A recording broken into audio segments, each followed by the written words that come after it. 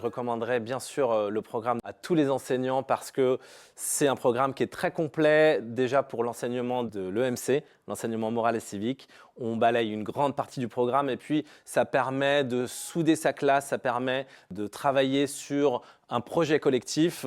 On voit tout de suite en termes de vivre ensemble et en termes de climat scolaire très rapidement des bénéfices.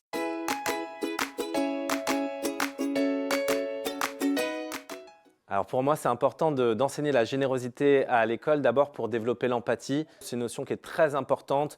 Surtout, aujourd'hui, on entend beaucoup parler des problèmes de harcèlement en milieu scolaire. Et la clé numéro 1, le levier numéro 1, c'est vraiment de développer l'empathie chez les élèves.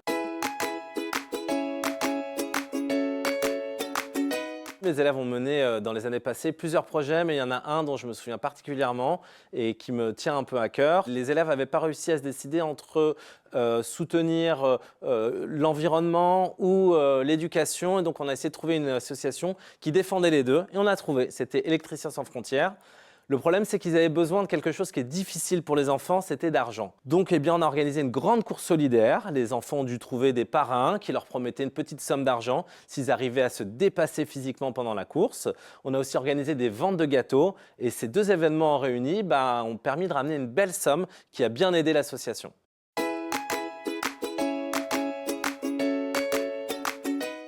Cette première expérience a permis d'abord à toute la classe de devenir encore un peu plus soudée, un peu plus serrée.